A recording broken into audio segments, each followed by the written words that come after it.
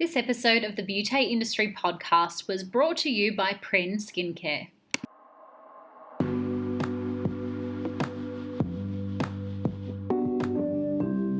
Hello and welcome to the Beauty Industry podcast, your online support community for the professional beauty industry. I am your host, founding director of Beauty Industry, Tamara Shaw. Here we are closing the competitive gap and speaking your language. This is a platform created and dedicated to the professional beauty industry, valuing community over competition. We serve to help connect you with inspiration from industry experts, expand your knowledge through educational pieces, and bring you the latest in product and technology innovation. This is Beauty Industry. Marnina Diprose from DermHealth Co. is my guest today for the topic of lymphatic education. Having the pleasure of working alongside Marni and having her feature as a guest speaker at our Melbourne Brunch event back in March of 2019, I've heard Marni speak about the mechanics of the lymphatic system and knew just how much you would all love to hear her teachings. Marnina shares with you her career journey and how she came to be on this podcast in her current role, but I'll too just let you know that Marnina is a graduate dermal clinician who sits as a general committee member of the ASDC, a dermoscopist at Skin Smart Australia, and a clinical educator and sessional lecturer at Victoria University. In the aforementioned roles, Marnina realised the need for increased patient advocacy, early intervention, and interprofessional patient management in the fields of skin and lymphatic health, which led her to found and create the online directory DermHealth Co. You'll hear Marni speak about her podcast on this episode, which I highly recommend you tuning into and showing her some love as she's creating very special waves over on the Heal Thy Skin podcast. Expanding your knowledge on the function of the lymphatic system, what lymph really is, and ways that we can treat and assist our clients, here is Marni and I. Thank you for having me today, Tamara. It's great to be here. Thank you so much for your time. Marni, we start the podcast the same way every single week by asking our guests to take us back to the beginning of their career. How and when did you enter into the industry? Okay, so I was living overseas and just enjoying a pretty carefree lifestyle in my late teens to 20s. And I actually met a medical tattooist, and she was in Canada, and she was providing medical procedures to people that might have had alopecia or going through cancer treatment. And we became close friends, and she just really inspired me. And it was kind of that idea of, I like to live a life with purpose and mission, and I felt like that was something that really could help to change lives. And I moved back to Australia when I was about 21, so 9 years ago or so. So I returned to Australia, and I was looking into study pathways. And I'm the kind of person that I like to know as much as possible about any topic. And I was looking into all these different pathways to go into, and I looked into dermatology. And when I found out that it was 12 years to study, that was a little bit overwhelming. I thought, well, that's going to bring me well into my 30s. And I found this degree with Victoria University. And instead of 12 years, it was 5 years. And it was focused on skin on many different levels. So that's where it all began. And as I went through the degree, I learned more about the lymphatic system, about the skin, and it's kind of, I guess, put me into the path of where I'm working today. Amazing. And so where along the pathway has that led you now to what you're doing today? And do you want to share a little bit about DermHealth Co. for our audience who may not have heard about it? Of course. So I guess I completed study. I had experience in the industry both during studying and then outside of that as well. And I went on to do, just out of interest for myself, I went on to do some additional postgrad informal studies into micropigmentation or medical tattooing, something I also had done during my university. I did a whole unit on that. And lymph taping. So that's something that I might discuss a little bit later. And then formal kind of qualifications in dermoscopy. So I have a love of learning and just working in the industry in different arenas, doing dermoscopy, providing kind of consultations and lymph treatments and micropigment for patients. I kind of saw this like bigger picture in terms of, well, there's only me, and if I'm one person treating, how am I possibly going to help as many people as I want? And what I found in the industry is that there's really a lack of education, and there's also not just lack of education in terms of quality of education, but also what's available out there. Lots of people don't know what's available to them. And that's where I started this journey with DermHealth Co. So we're really about providing quality education that is backed up by experts, and also bringing patients and practitioners together essentially on their skin health journey. But this covers people that might have acute and chronic skin conditions. It might be someone that might be recovering from something like surgery, say mastectomy, and they're looking into some other options now that they're in remission to either revise scarring, have medical tattooing, or look at what's happening with their lymphatic system. So that's essentially what I'm doing today, as well as being a sessional lecturer and clinical supervisor at Victoria University in the lymph biology unit. Amazing. And so today we're going to discuss lymph and everything that encompasses, but I would actually love to hear from you. What makes you so passionate about being able to treat lymphatically? I think the lymphatic system's so overlooked. And, you know, I also think that the skin is often overlooked. We look at the skin as something that's aesthetic, but without skin, we would just be a bag of bones. We wouldn't be held together. So it's a first line of defense of our immune system, where our lymphatic system, we could call it the second line of defense for our immune system. And I think I'm also a bit of a believer, and this is just the way that I practice, is that some people love to do lasers and have, results immediately. I've always been more of a bit of a marathon rather than a sprint type of person. Yeah. And that's where it comes in terms of the lymphatic system. When we're doing certain treatments, we might not get results immediately, like we would get with a lip filler, for example. But it's something that if we really respect our lymphatic system and we ensure that it's working optimally, that it's going to lead to a healthy life, and ultimately a healthy immune system as well. Amazing. So let's start with the basics. What is lymph and what is its function? Sure. So the term lymph is actually what we use for fluid that moves through the lymphatic system. So lymph fluid is a protein-rich fluid, and it contains immune cells, nutrients, cellular debris. The actual composition of lymph fluid may differ slightly, I guess, depending on where on the body it is located. So lymph fluid is formed, for example, in the digestive system. It's more like milky in consistency. It's actually higher in fats than proteins.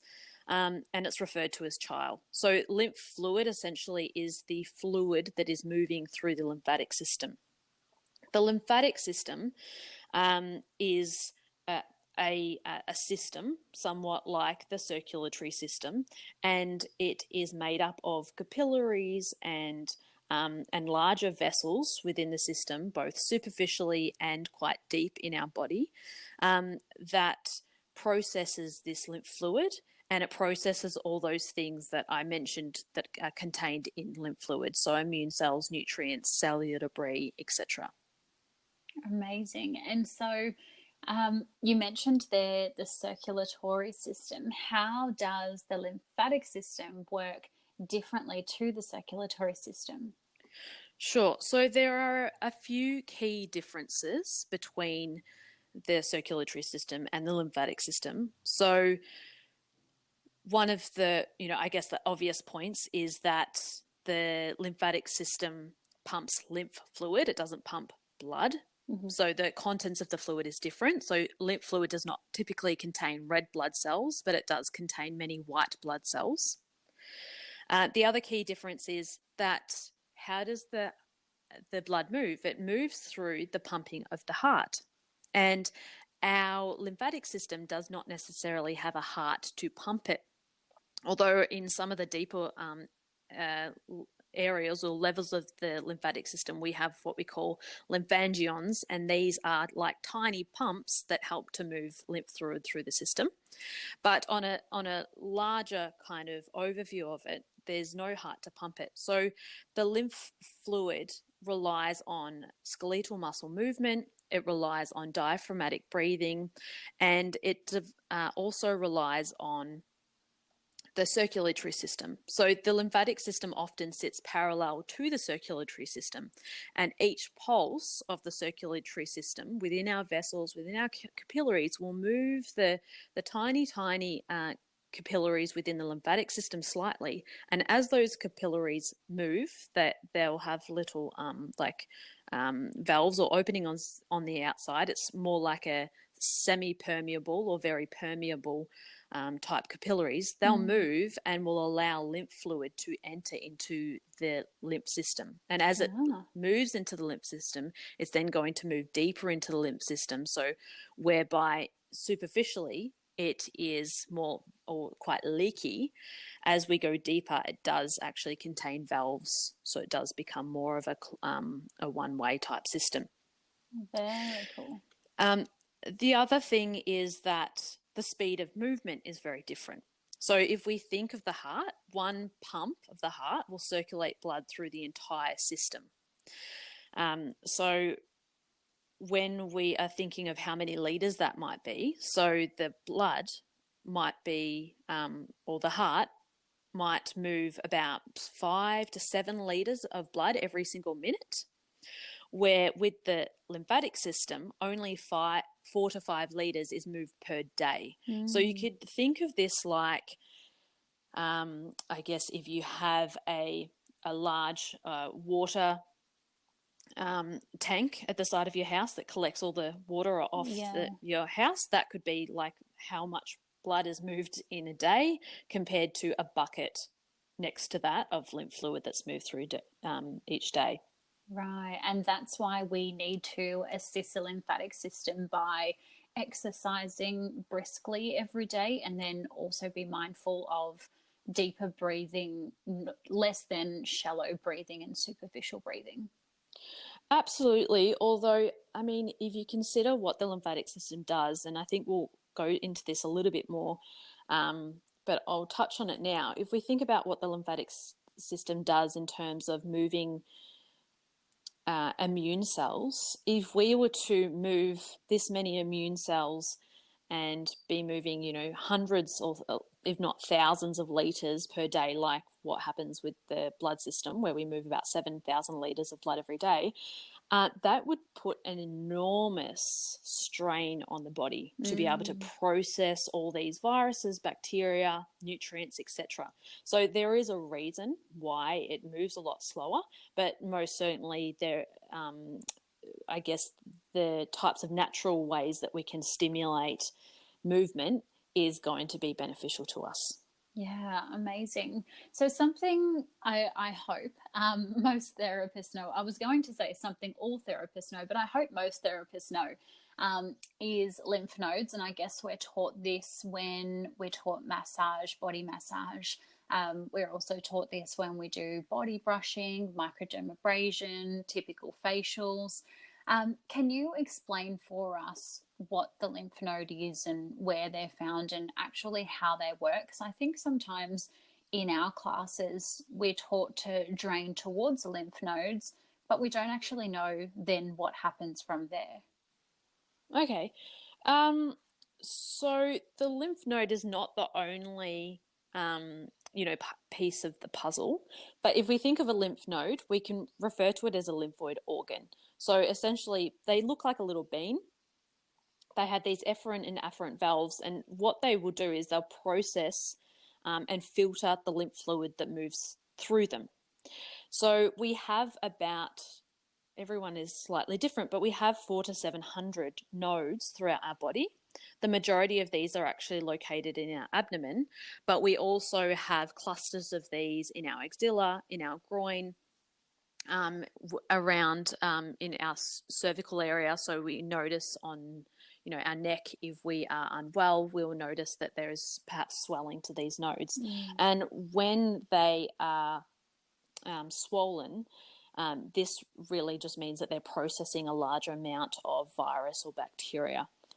So we can notice that there is perhaps pain when we are unwell or when we are going through some type of medication, etc. Some medications will also cause the lymph nodes to swell. So when we're thinking about the lymphatic system, and where I'm working with the lymphatic system is more on the superficial level. So the majority of our lymph system is actually located superficially, so within our skin. And this is what I was talking about before about those capillaries, where rather than having a one-way system where it's more like a valve so that the lymph fluid can't backflow, it's more like a spider web. So if you have, think of, the width of your hair, some of these capillaries are even smaller than that. And they have these, they're semi-permeable. So what these will do is they'll actually, with each time we move our muscle or move our arm, these tiny little valves on these capillaries will open and they'll take in this interstitial fluid. And then this interstitial fluid will then move deeper into the lymphatic system. And it's kind of like sucking on a straw. So if you think of sucking on a straw, it's going to suck it in as these valves open, and then it'll move into the deeper lymphatic system. And what happens with this deeper lymphatic system, it's like a pearl necklace. So it's like this this pressure that happens along this pearl necklace, in that lymph fluid will move into a compartment. It will then have enough pressure to then move through the next valve, and that valve will then close behind it, and it will move along into the deeper areas of the lymphatic system, and then it will reach our nodes, and this is where it's actually processed. So it will be processed in the axilla, or it will be processed in other parts of the body, and then it will return actually to the main valves of our neck. And this is where it actually will return to the blood system. So 100% of lymph fluid will then be recirculated back into our blood. Ah, that's so interesting. After the break, Marni explains how you can incorporate lymphatic drainage into your beauty therapy treatments. But first, a word from our sponsors. Community, if skin health is the core of what you do, then working with the lymphatic system needs to play an integral part in your clients' skin journeys.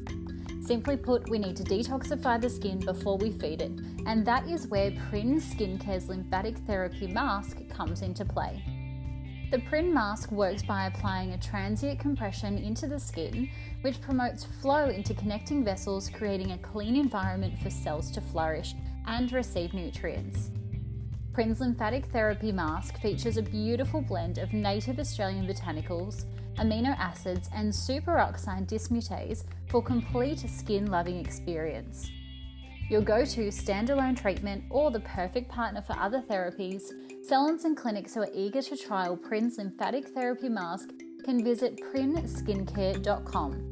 That's PRIN skincare.com to register for your free sample or for more information. A big thank you to Prin Skincare for making this episode possible. And now, back to Marnina. You mentioned there, when we're sick, sometimes we can feel the nodes on our neck are a little bit swollen or a little bit tender, and they hold a bit more fluid. I'm wondering, what role then does the lymphatic system have with regards to the immune system? As it carries immune cells, it plays a huge role in the sense of immunity. So it will carry immune cells to the area of injury, but it will also carry cellular debris and macrophages that are containing perhaps the cellular debris or these bacteria back to the lymphatic system and then processed through the nodes. But it will also absorb interstitial fluid. So if you think of when we injure ourselves, there will be a level of swelling, and the lymphatic system will absorb this interstitial fluid that contains macrophages and cellular debris to then be processed. But also consider that when we injure ourselves, the immune system, not the immune system, the lymphatic system shuts off for approximately 4 hours. Wow. So it actually just stops working. And the reason being is because if we have cut ourselves and perhaps we've, fallen over on some gravel, immune cells come to that area through the lymphatic system, and they'll start processing and cause inflammation in that area. And what that inflammation is essentially doing is it's cutting off that area to the rest of the body, and the lymphatic system is ceasing to work for that period of time to ensure that there aren't perhaps pathogens that are going to move through our body and kill us, essentially. Right. So it's going to shut off and then be able to process what it needs to, cause inflammation in the area, then it's going to go from there. So whether it needs to bring more inflammation, where it needs to bring certain types of cells to be able to process whatever is happening in that particular area. And then after that amount of time, that it'll start working again. But really, it's just a protective mechanism to ensure that this potential pathogens, viruses, or whatever it is, isn't moving throughout our body. Wow. Would that be the same for a treatment like skin needling? Yes, so any injury that we have will have a certain level of causing the lymphatic system to either cease or to slow down. So this is any injury that we're incurred, which is what is happening when we have swelling. That is so interesting. It is. It's fascinating, isn't it? Yeah. That's why I get so geeky about this, because I'm like, why aren't we considering this with everything that we're actually doing? Speaking about things that we're doing, I have heard out in the industry that lymphatic drainage is a technique that a lot of clients are now requesting from the beauty industry. I'm wondering if you can share with us what the benefit of lymphatic drainage is and perhaps a little on how it's performed. So there's many methods. Okay, so there's the Casely-Smith method, there's the Vada method, there's all these different methods of the actual massage itself. Some people will be a very hardcore Vada therapist, and that's the only type of methodology that they'll use. I prefer to work more on principles.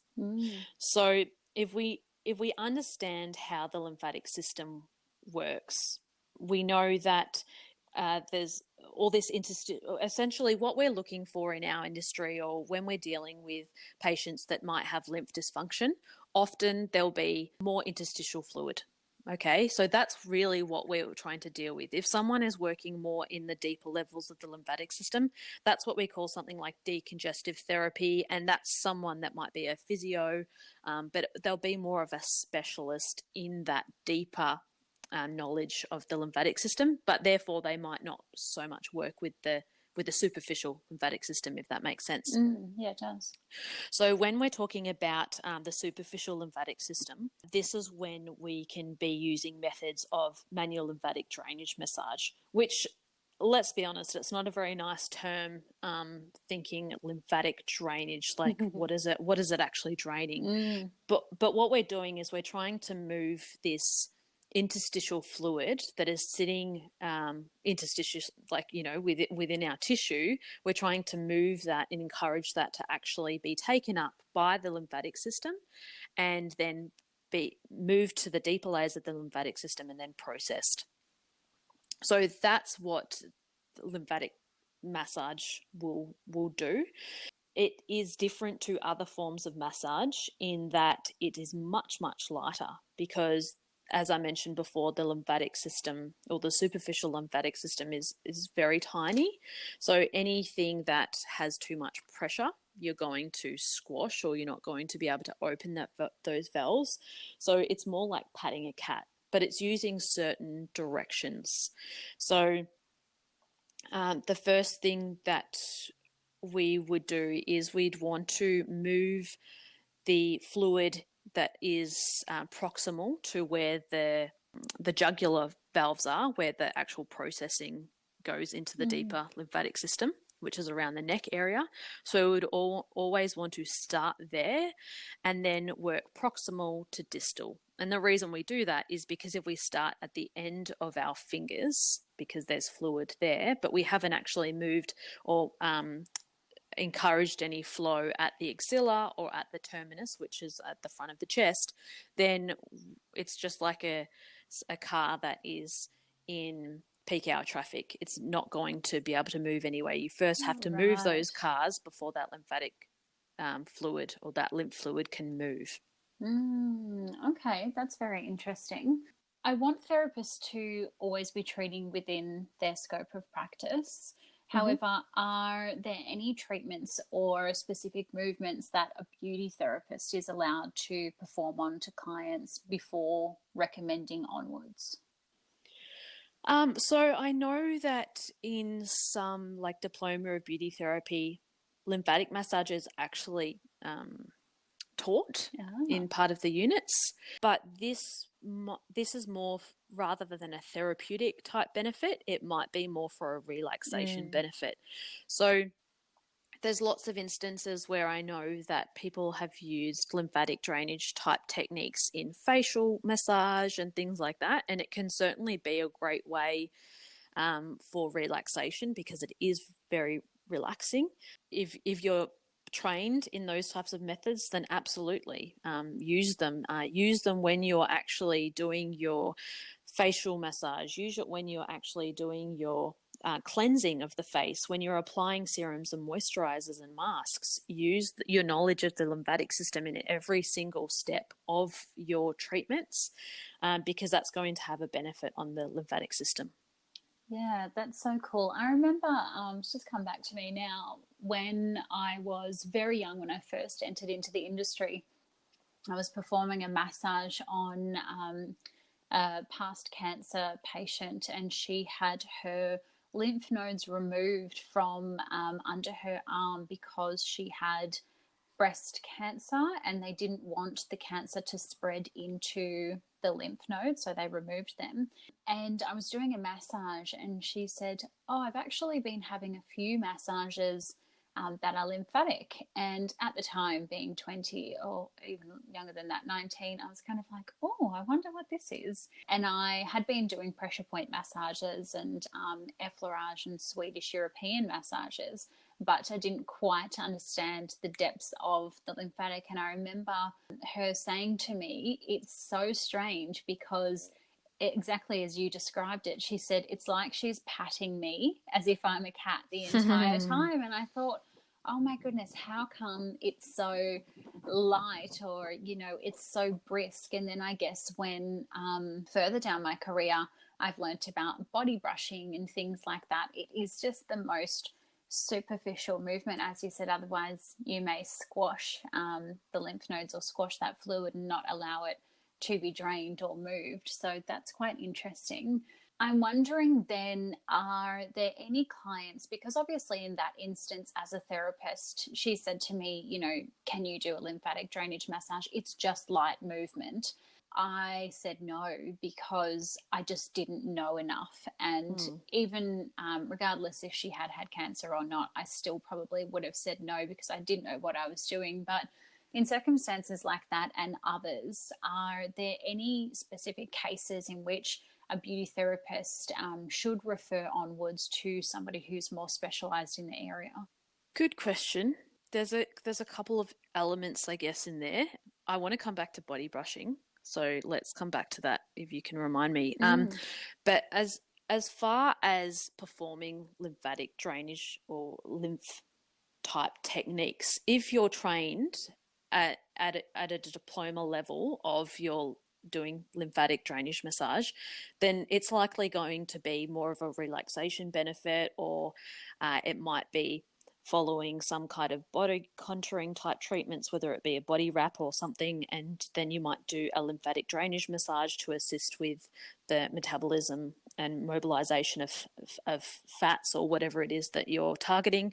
So use it within those types of scenarios. But if someone has a dysfunction of the lymphatic system, then that would be when I would be referring on. Or if someone has had persistent swelling or inflammation in an area, what we would mean by persistent swelling in an area is if perhaps they have been having treatments and there's still swelling after 2 weeks, that would be when you'd be referring on. Okay. It might be a sign that they might have a lymphatic dysfunction that they weren't aware of. And because you've done a certain treatment, it has stimulated the lymphatic system. And because there's been a dysfunction, it's not processing as we would expect it to. Or, of course, there might be something else going on, like an infection. So anyone that might be having that persistent type of inflammation or swelling, or patients that might say, I've got fluid retention, or someone that might display signs of what we call lymphedema. Although it's not something that you would diagnose as a beauty therapist just by seeing someone, there are some clear signs that you could look at. So, for example, someone that you might be doing a leg wax or laser hair removal on the legs, and you notice that perhaps they have significant swelling in their ankles, and they might even have a bit of a gait when they walk, and they might say how heavy and uncomfortable their legs feel at night time. And they might not be actually diagnosed with lymphedema, but they might have developed either primary or secondary lymphedema. So any of these types of signs where someone might say that their limbs are feeling swollen, or you see that their shoes or their jewelry is starting to cut into their limbs, these might be signs to refer on if you don't already know if they've got a lymph dysfunction occurring. You're sparking all of my memory today. Reminded me, I used to work at a very famous casino in Australia, and every single night I was seeing particularly Chinese employees, before they would leave, they would lie upside down with their feet against the wall. And I thought at the time, what are you doing? There was like literally 15 of them, all friends, lying down in the girls' change rooms with their feet up the wall. And obviously now that I know that it would be for circulation benefit and for lymphatic benefit, but it's quite interesting what other cultures know perhaps before we do here in Australia. I think we're a little bit behind in terms of, the circulatory system and the lymphatic system, and having it, promoting the drainage and everything like that. I think maybe we just don't know quite as much as maybe we should here in Australia.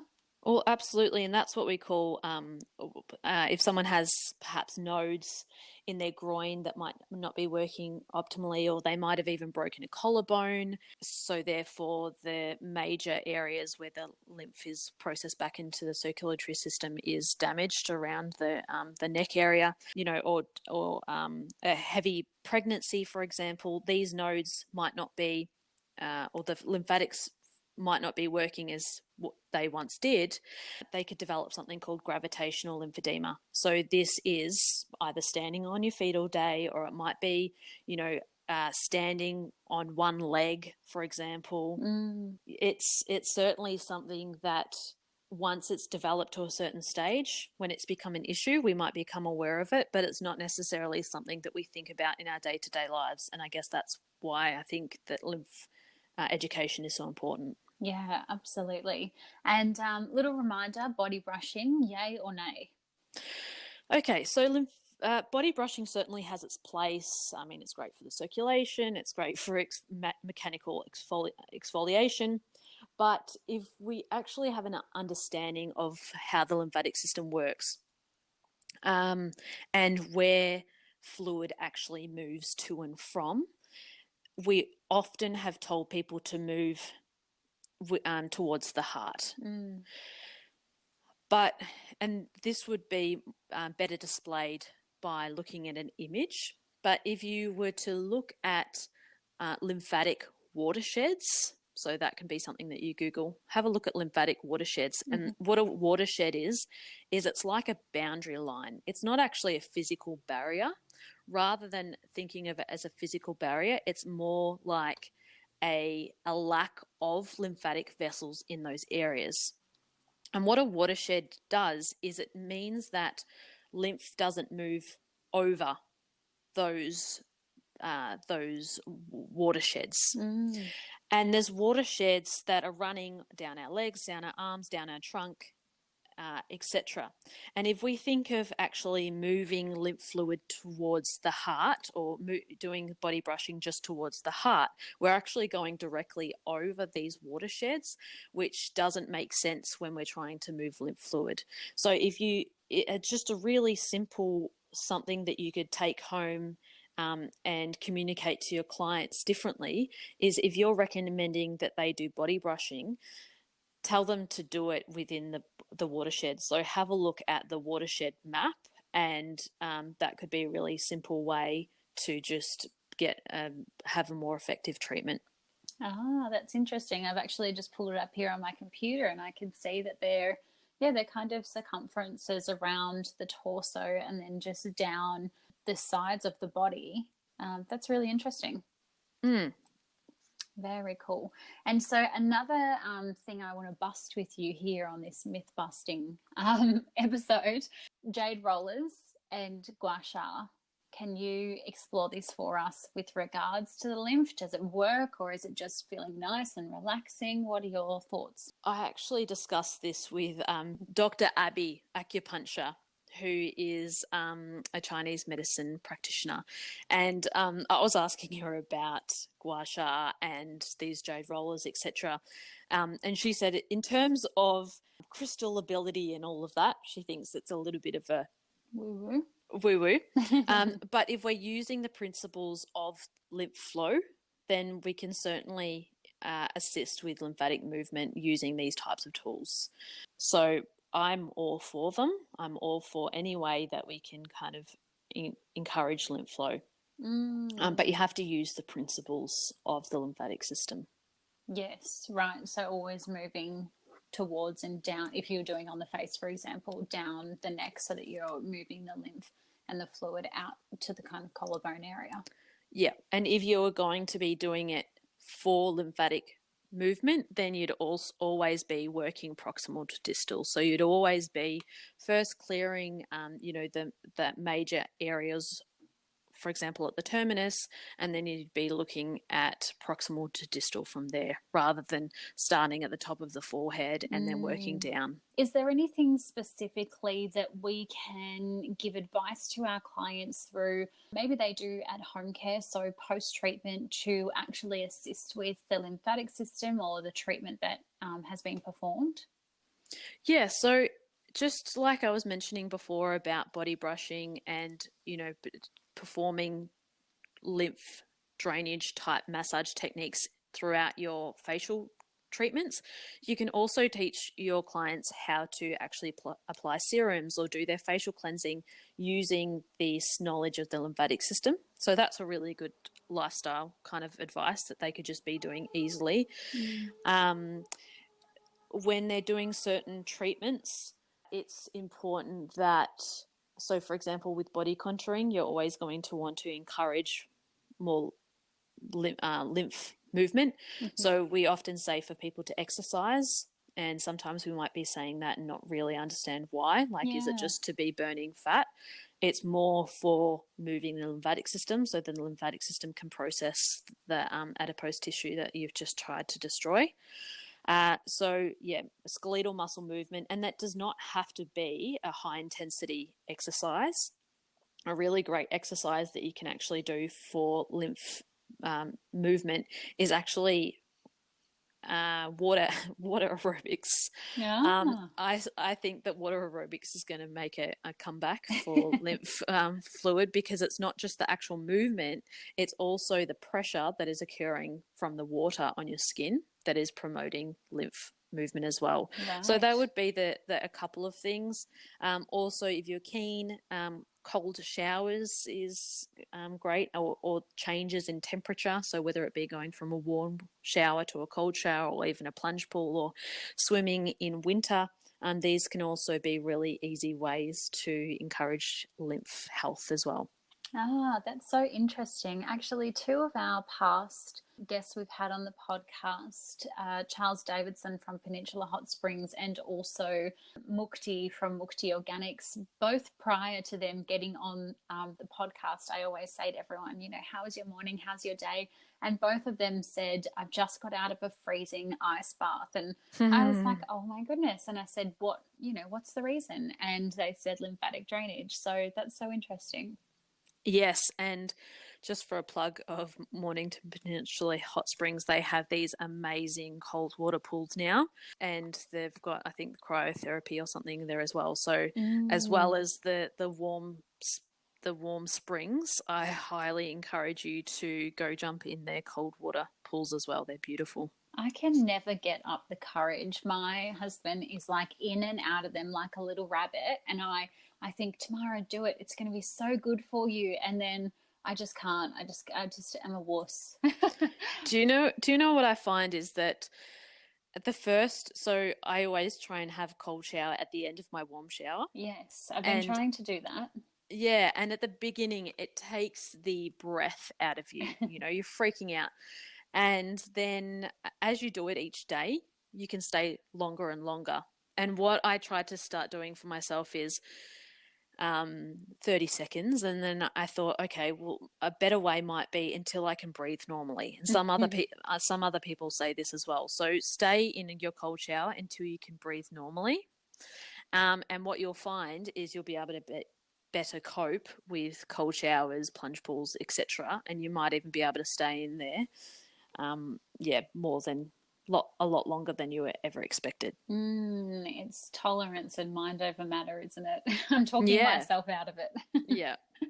Amazing. And Marni, where can our audience go? Perhaps you can direct them to maybe more information about lymph, lymphatic system, all that encompasses that, and maybe learn some lymph drainage techniques. Sure. So one of the Australian industry bodies for the lymphatic system is the Australasian Lymphology Association, also known as the ALA. So you can jump onto their website, and they have a list of lymphedema practitioners. So this might be someone with quite a significant lymph dysfunction. But they also have a list of different educational facilities where you can learn more about the lymphatic system or techniques for lymphatic drainage. You're always welcome to get in touch with me as well.